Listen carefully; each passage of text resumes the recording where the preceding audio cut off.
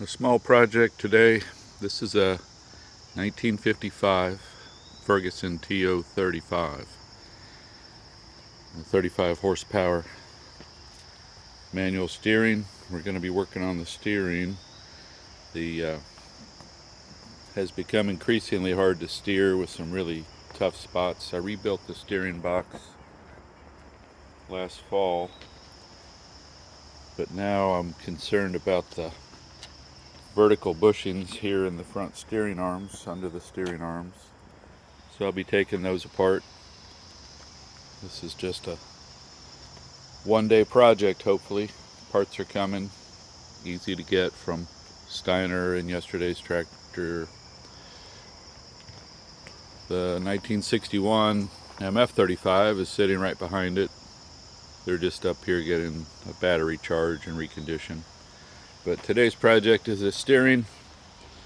So let's get the front tires off and try to get this apart. Everything's an adventure on old tractors that have been probably together since 1955. Okay, got the front tires and wheels off. Started separating this side. Got everything supported on jack stands, including that hub. Going to use this ball joint puller to try to get that steering arm off. Got my favorite Milwaukee M18 here, should make easy work of it.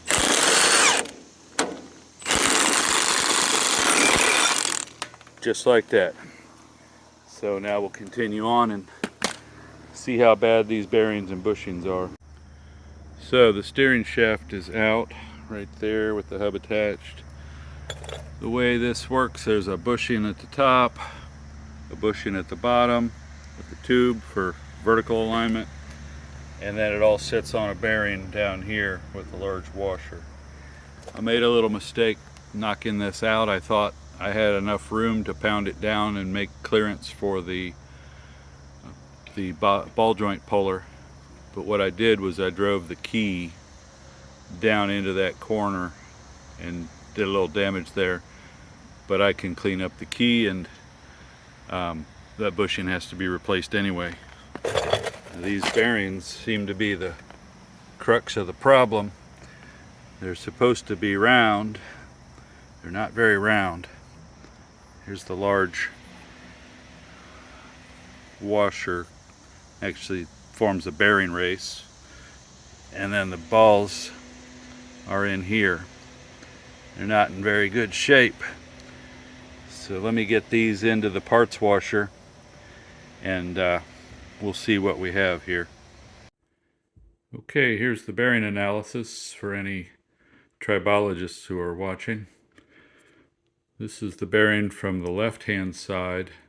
It's still complete as a unit, and it won't win any awards for smooth, low friction operation, but it is a bearing, and it was working well enough on the left side. It's all one piece. The rollers are inside. Everything's relatively happy on that one. But the one you saw me take out is a very unhappy bearing. The races have pockets worn in them. The rollers are supposed to be a cylinder. And they're somewhat cylindrical, but they have worn flats on each side. So you can see they would sit down in these pockets. This is the cage. Cage keeps the rollers in place.